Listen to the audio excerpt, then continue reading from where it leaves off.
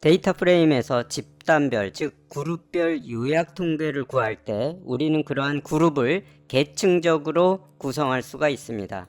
즉 그룹 바이라는 함수 안에 인자로 1차적으로 그룹핑할 그룹 컬럼명과 그 1차적 그룹핑 안에서 다시 또 2차적으로 그룹핑할 컬럼명을 지정할 수 있겠습니다. 이렇게 컬럼명이 여러 개일 때는 대괄호로 묶어줘야 되겠습니다. 여기 예시로 보면 자동차 제조 회사별로 그룹핑을 한 후에 그 자동차 제조 회사 안에서 구동 방식별로 다시 2차 그룹핑을 하는 예가 되겠습니다. 여기 밑에 보면 자동차 연비 데이터셋인데요. 첫 번째 컬럼이 manufacturer, 즉 제조사가 되죠. 이렇게 해서 제조사가 굉장히 여러 가지 제조사가 있는데 제조사별로 1차 그룹핑을 한 후에 다시 여기 보면 구동 방식이 있습니다. 이 구동 방식이 전륜, 후륜, 사륜 구동 방식으로 다시 또 그룹핑을 2차적으로 한 후에 어떠한 요약 통계 정보를 추출해내는 것이 되겠습니다. 이것을 하기 위해서 여기 있는 예제를 먼저 한번 실행을 해보도록 하죠. 이렇게 두 가지로 그룹핑을 한 후에 다시 평균을 구해보도록 하겠습니다. 그래서 그 내용을 프린트 해보도록 하죠. 우리가 하고자 하는 것은 1차적으로 제조사로 그룹핑을 한 후에 제조사별로 다시 또 구동 방식으로 다시 그룹핑을 한 후에 평균을 구하라는 의미가 되겠습니다. 그래서 실행을 해보면요. 이러한 방식으로 나오는데 여기 보면 제조사별로, 즉 아우디라는 제조사의 사륜구동, 또 여기 보면 전륜구동이 있네요. 후륜구동은 없습니다. 그래서 쉐보레에서는 사륜구동, 전륜구동, 후륜구동, 또 다찌 같은 경우에 사륜구동, 전륜구동 두 가지고요. 이러한 식으로 하게 됩니다.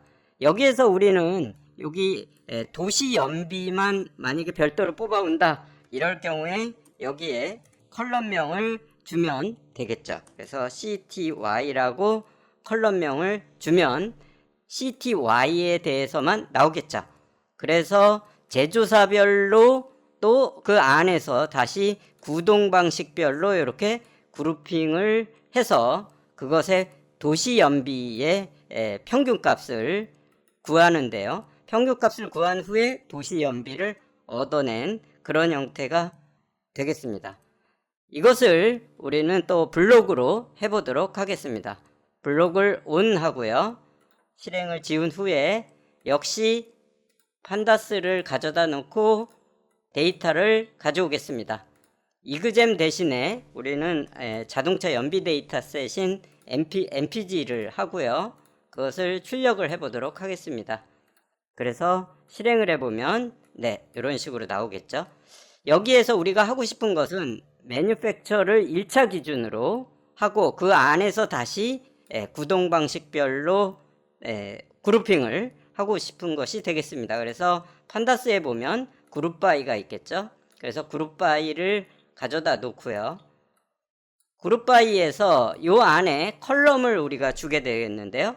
여기에서 컬럼이 요 매뉴팩처가 1차가 되겠죠. 그래서 이 부분을 마우스로 드래그한 후에 복사를 해서 붙여넣으면 오타가 없겠습니다. 이게 1차가 되겠고요. 그 다음에 2차로는 DRV 컬럼이 되겠죠. 이게 구동 방식입니다.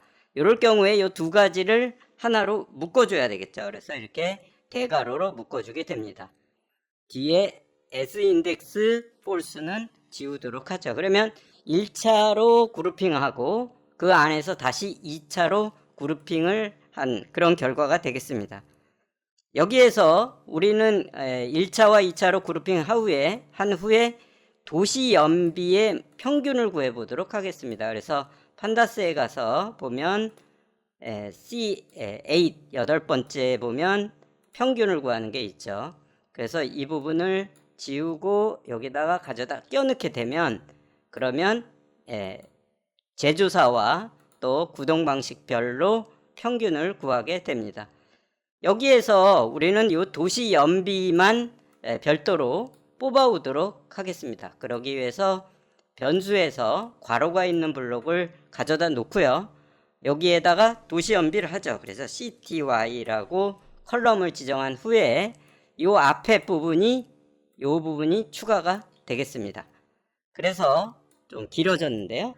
자, 이런 식으로 df에서 전체 데이터에서 제조사와 그 다음에 구동 방식별로 그룹핑을 한 후에 평균을 구하고 거기서 cty만을 별도로 뽑아냈습니다.